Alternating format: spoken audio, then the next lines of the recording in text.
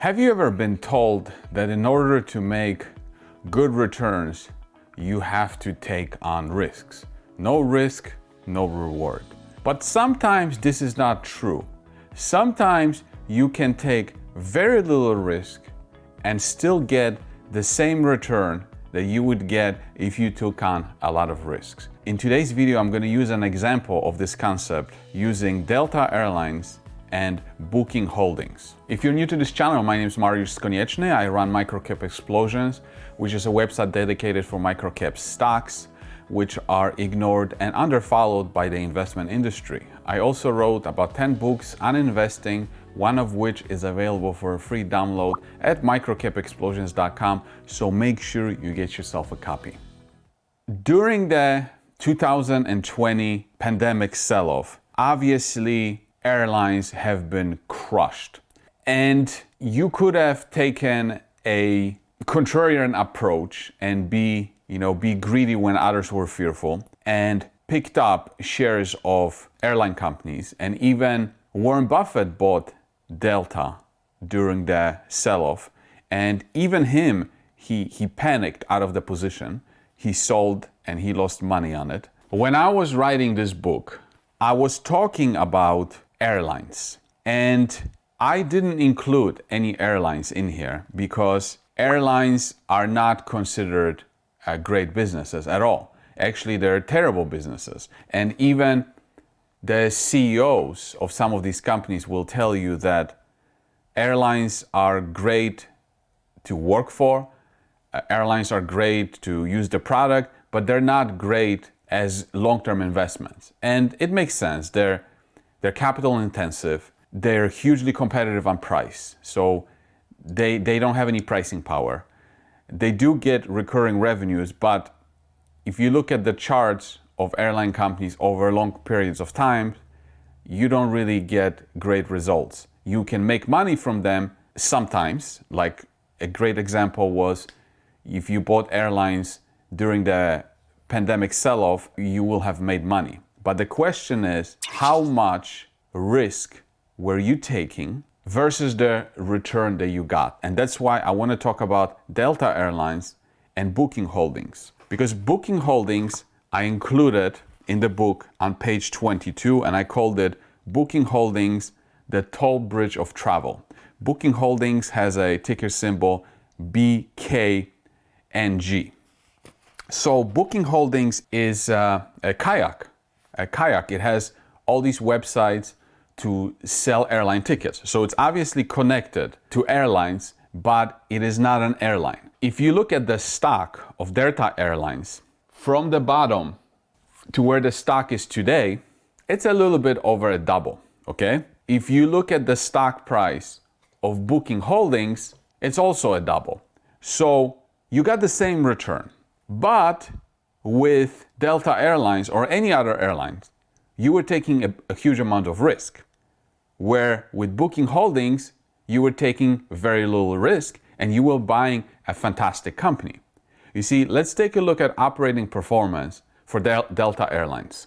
Return on assets for Delta Airlines are all over the place. Some years it's good, some years it's bad. And it's typical because, it's a bit cyclical. Sometimes they have good demand, sometimes they don't have good demand, and sometimes they fly planes, empty, full. It's all over the place. Return on equity are all over the place too. The company has a lot of financial leverage. Gross margin is between 15% and 25%. Net profit margin is tiny. It can range from 1% to 11%. And then again, it's all over the place. However, if you look at the same type of performance for Booking Holdings, you can see a great company. Returns on assets are over 20%. Return on equity are absolutely fantastic, almost 30-40%. Gross profit margin is ridiculous, about 98%. And net profit margin is about 20%. Some years it's even higher. So you had the opportunity of, at that time, investing in a fantastic company or in a bad company, and you with a bad company that had a lot of leverage, poor financial performance, and you got the same result. Okay?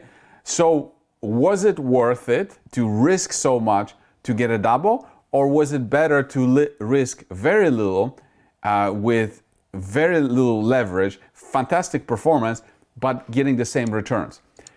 That's exactly why when I wrote How to Profit from the Coronavirus Recession, that's why I didn't include airlines in it, but I included booking holdings, because I wanted to take as little risk as possible, and a sell-off like this gave me an opportunity to buy a high-quality business that wasn't really at a risk of going out of business. The airlines were in the risk of going out of business. That's why Warren Buffett panicked and sold his Delta position, because he didn't know, how it was going to turn out. And of course, now looking back, he did the wrong thing, but he wasn't comfortable taking the risk. You see, if he put that money into booking holdings, he would have probably been able to sleep much better because of the quality of the business, because of the low risk. And yes, of course, booking holdings were affected by the slowdown in the demand for airlines during the time, of course.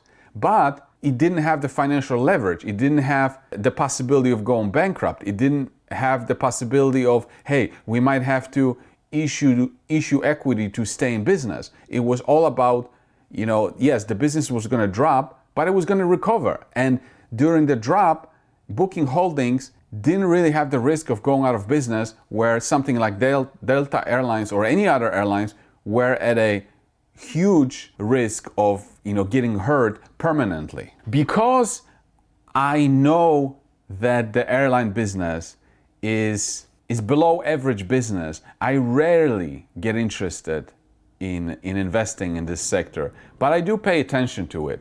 And funny enough, Warren Buffett talked about how he doesn't like airlines in this clip. So have a listen. I've got an 800 number I call now whenever I think about buying an airline stock. I call them up any hour that, fortunately, I can call them at 3 in the morning, and I just dial and I say, my name's Warren, I'm an aeroholic, and I'm thinking about buying this thing, and then they talk me down. I mean, it